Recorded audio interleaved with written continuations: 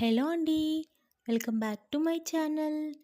ఈ వీడియోలో సొరకాయ టమాటా పచ్చడి ఎలా చేసుకోవాలో చూద్దాం. ఈ చట్నీకి కావాల్సినవి సొరకాయని పొట్టు తీసేసి ముక్కలుగా కట్ చేసుకొని పెట్టుకోవాలి. ఇంకా కొన్ని టమాటాలు, కొన్ని పచ్చిమిర్చి, కొన్ని ఎల్లిపాయలు, ఒక పెద్ద సైజు ఉల్లిగడ్డను ముక్కలుగా కట్ చేసి పెట్టుకోవాలి.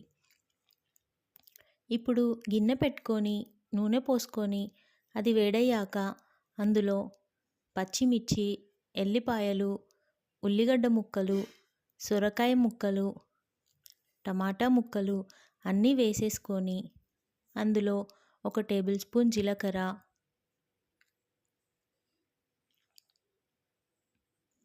కొంచెం పసుపు, 1 టేబుల్ స్పూన్ ధనియాలు,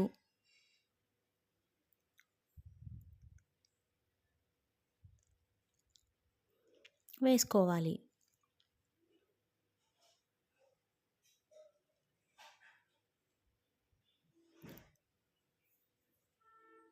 ఇప్పుడు కలుపుకొని మూత పెట్టేసి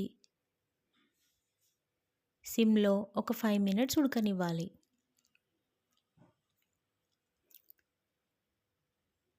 మళ్ళీ కలుపుకొని మీడియం ఫ్లేమ్లో పెట్టుకొని మూత పెట్టేసి ఉడకనివ్వాలి.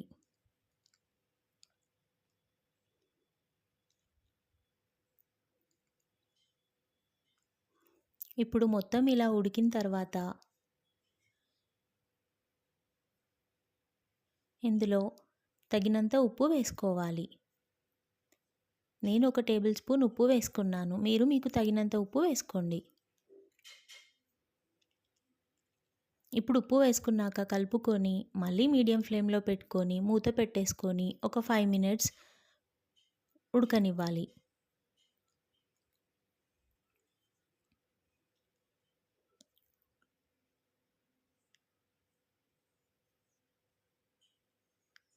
ఇప్పుడు ఉడికిపోయాక స్టవ్ ఆఫ్ చేసుకొని పూర్తిగా చల్లారనివ్వాలి. చల్లారిన తర్వాత మిక్సీ జార్లోకి తీసుకొని మిక్సీ చేసుకోవాలి.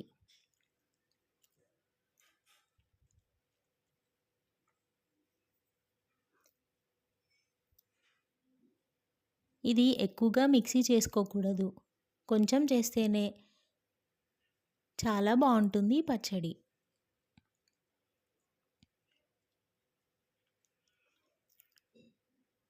ఇది ఇలా పోపు లేకుండా అయినా చాలా టేస్టీగా ఉంటుంది. పోపు వేసుకుంటే కూడా చాలా టేస్టీగా ఉంటుంది. ఇప్పుడు పోపుకు కావాల్సినవి ఒక గిన్నె పెట్టుకొని నూనె పోసుకొని అది వేడయ్యాక అందులో జీలకర్ర, ఆవాలు వేసుకోవాలి. ఇప్పుడు ఎండుమిర్చి వేసుకొని పసుపు వేసుకొని స్టవ్ ఆఫ్ చేసుకొని కరివేపాకు వేసుకొని ఆ పోపుని ఈ పచ్చడిలో వేసుకోవాలి.